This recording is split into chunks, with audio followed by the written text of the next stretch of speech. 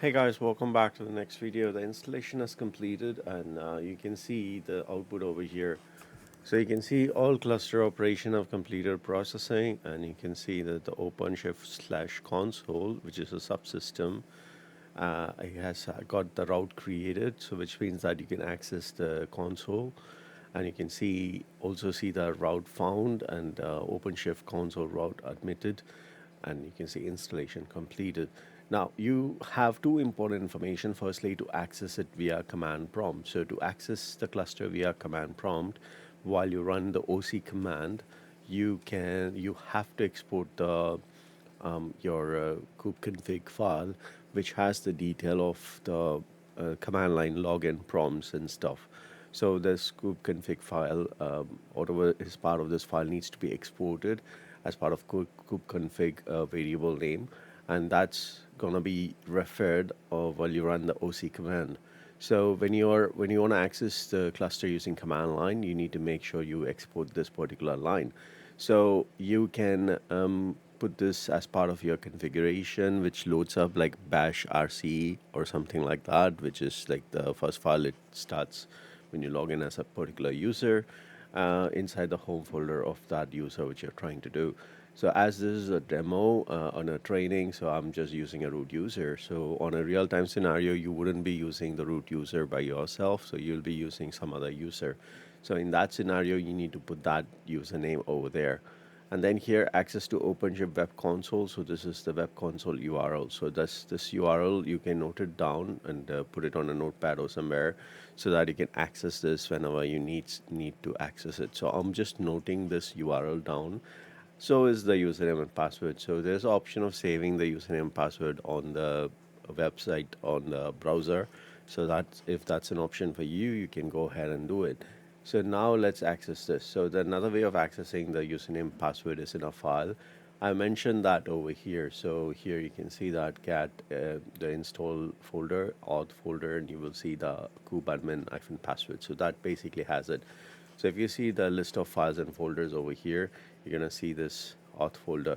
So inside the auth folder, you are going to have this kubeadmin password file. Now this is going to have the actual password. The username kubeadmin will be the same. It wouldn't change, and that's the password for it. So the same password is over here. So you can take the password from there. And also the kube config is going to have the detailed configuration of how to access your all those things, your console details, which we'll talk later. I mean, there is, of course, we need to understand as part of this training what is kubeconfig, what are the configuration under it, what is this API URL, how it is used, because there will be a API URL under that. So there will be two URLs. One is your console URL, API URL. API is for application programming interface, which is basically when you're accessing OpenShift via a command line prompt or an alternative method of accessing it. So in that situation, we'll be using API URL. So we will understand what it is in detail later point of time. As of now, let's go and access the console. So I've just copy pasted the URL on my notepad, so I'm just going to copy from there. And this GitHub has everything, including the destroy. So also some of the commands which you can execute to check whether you have the cluster operations created or not. In a moment, I will show you the GCP console as well, where your application is running, where the OpenShift is running. So let's access this URL. So you're gonna be prompted with this a warning of your console. Now this warning talks about your certificate being invalid because it is a self-signed certificate, which means that you say that you are a good guy. So that's a problem because no one trusts you because it needs to be trusted by someone else. So it's a third-party certificate.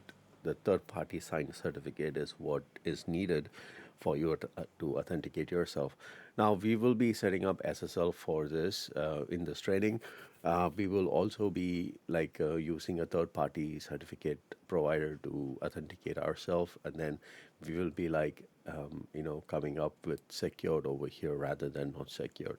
At this moment, go ahead, go to advanced, and then just proceed to the website. So you ignore the warning and you proceed further. Now, this is where you need to enter your username and password. So I'm going to keep the password handy. And there is another page over here, which is again talking about the privates. So now if you examine both of them, these are two different websites.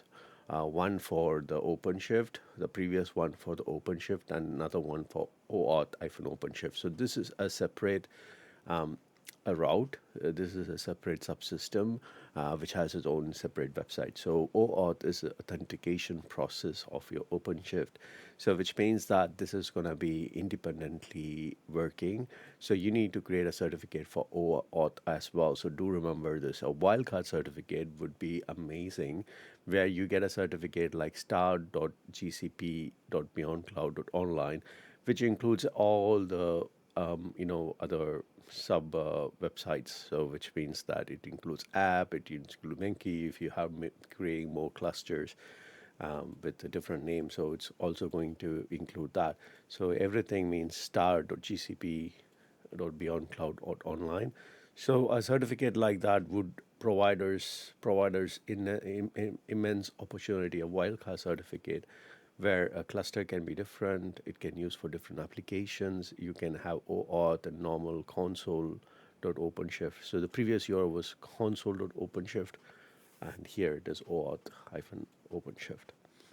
So anyways, you agree to this again because when we do the SSL authentication, we will run a wildcard one. So here, kubeadmin would be the username. Click on login. Now we are logged in into the OpenShift console. So now you can see the capacity. So as we are not running a full-fledged cluster, as in like a full-fledged cluster in the sense 3 master nodes, 3 worker nodes, that's gonna have a lot of cost impact. Like per hour, it's gonna charge you $0.17 for each system. So right now we are running one master, one worker, and that's gonna charge us 0.17 per hour for each of the instance. So which means two of this instance is gonna be somewhere around $34, $0.34 per hour. So this is a price incurring for this because of the RAM availability. Like we have gone for 32 GB of RAM. Sorry, let me correct that. So 16 GB of RAM per system and 4 core processors. So it will be much easy if you have a desktop which has like 64 GB of RAM. It will be much easy if you have a desktop but not laptop. Laptop processors are not that great because laptop, to reduce the size of the processor, they also bring down the core or the processing power. A desktop, on the other hand, would be amazing in the scenario where you can have your own server rather than GCP, which is like you pay hardly on some money. So rather than that, if you have a desktop which has like Ultra Core 9 or some good AMD processors with some good GB of RAM, like 64, I would recommend. You can create your own cluster. So that would be like mind blowing. You can save a lot of money on hosting these servers. On the other hand, there is this console over here. So now you can see that this is the API URL. We will talk about this much in detail. And this is the home location, and this is where your projects are at. I'll tell you what is a project later point of time. But then the cluster, control plane, operator, dynamic plugins all seems to be working fine. There are some issues towards Insight. The Insight is telling that a couple of issues. That is memory overcommit, where the cluster has overcommitted the memory of pod by 1.3 bytes. So you can ignore all these small complaints. These are warnings. These are not errors. Like as you can see, that triangle always means warning. So error is what you need to look out for. And this is a demo, so which means that this is trial version. So you have 59 days remaining. So we have to complete this program within 59 days. So that you make use of this, or I probably have to try to complete both of the levels of OpenShift certification within 59 days, so that you guys can learn much from this. All right, then. I think we are good with this the demo on operating and logging into the server. Now, what I'm going to do is I'm going to quickly show you the compute engine on GCP. Now, on GCP, you can go down to this compute engine over here, or you can search for compute engine. So this is going to redirect you to the overview of it. So here you have the virtual machine instances over here, which basically sometimes doesn't work, like it goes to this page. So what you do is like you just middle click on the virtual machine instances, so it will just open a new tab and then it shows you that information, because I don't know, it's kind of weird because sometimes it's not working. So at the time of installation, you would find two nodes created first of all. So for first node will be called Bootstrap node, and another one will be master.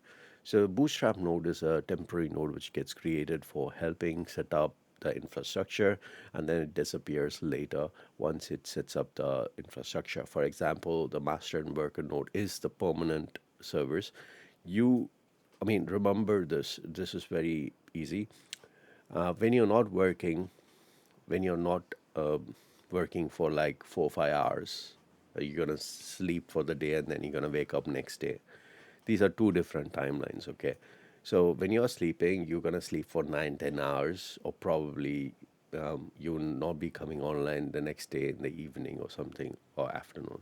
So at that time, destroy the servers, recreate it. The recreation process of the entire thing goes about 35 to 40 minutes or 50 minutes. So do not make it run, because you are going to incur cost when you run it. So remember, always destroy when you're going to sleep, or if you're thinking like a 10, 12 hours of gap, do not let it run, because 10, 12 hours of running time, you're going to get a lot of money spent on that.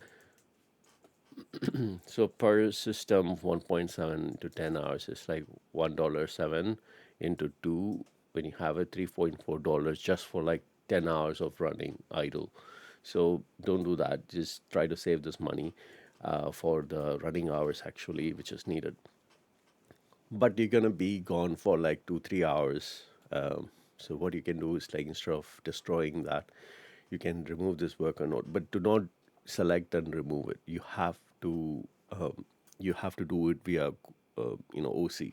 OC should remove this. Okay, so OC is a command. I will tell you later point of time how to get this worker node removed. No, don't ever do it manually, like selecting it, suspending, or reset, because the moment you do that, your OC cluster breaks. So do not select this and then do any of this. Okay, you have to use OC command line to get things going. So I'll just tell you about the OC command line on the next video, where we will talk about how to get things done on the how to start your journey on OC command line. But anyways, I hope that I've given you enough introduction to both the OCP as well as your your cluster overview. So this should be enough for you to get things going. So you normally don't be using the GCP console here on, because our operations are going to be only on OpenShift.